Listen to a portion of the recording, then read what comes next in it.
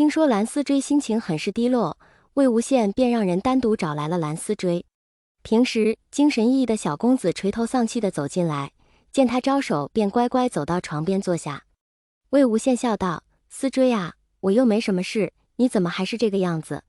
魏前辈，蓝思追喊了他一声，便又低头不说话了。蓝湛把你教的什么都好，就是这点不好，什么事都喜欢闷着不说。魏无羡叹了一声，摸了摸他的头，又说：“又不是你的错，你自责什么？这是我们大家都没有预料到的，不是吗？我就是害怕，有我在，你怕什么？以前你也是这么跟我说的，可是后来您再也没回来。以前是以前，现在是现在。”魏无羡将他揽过来，轻轻拍着他的背道：“阿愿，阿愿，以后不会再有那样的事了。羡哥哥，你一定要好好的。”蓝思追突然极轻地说了一句。听到怀里传来的这一声，魏无羡微怔，然后将蓝思追从怀里拉出来，笑道：“我好着，我好着，你看我这不是好好的吗？不光我好着，你弟弟也好着。你们韩光君被我和你弟弟吓着了，我还不知道要怎么办呢，你可不许再难过了呀。”蓝思追失神地看了他一会，然后突然一下子露出了笑容，重重地点头应了一声。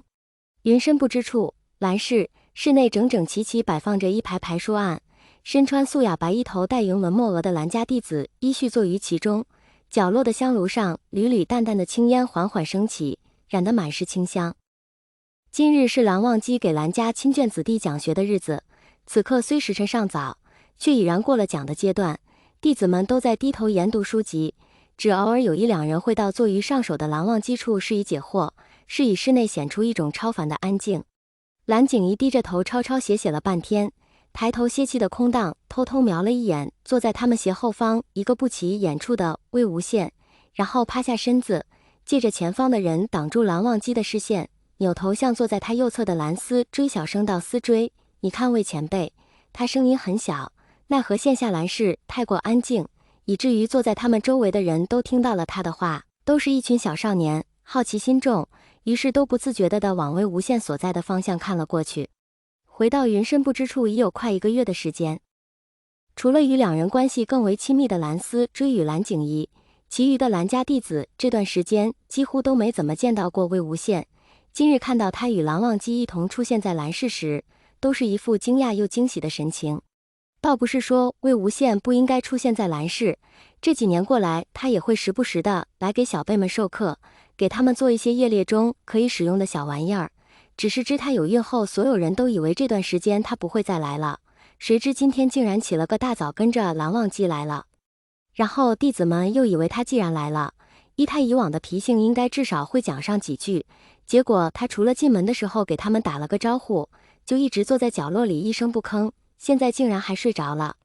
魏无羡的坐姿可谓是极其不雅正，半边身子斜靠在书案上，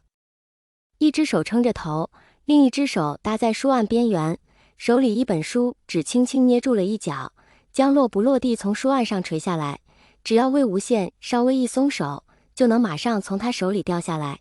他之前应该是在看书的，只是不知什么时候看得困了，手里的书都忘了放下，也没想着换个舒服点的姿势，就这样闭上眼睛睡了。又是面向众弟子的方向睡着的，所以才让蓝景怡微一转头，就看到了他这副样子。别人也许不知，蓝景怡和蓝思追却是知道的。回了云深不知处后，不知是不是因为脑子里一直紧绷着的弦终于放松了下来，本来只是胃口有些不好的人，一下子各种不好的症状都出来了。刚回来的那几天，有一日厨房专门给做了点汤端过来，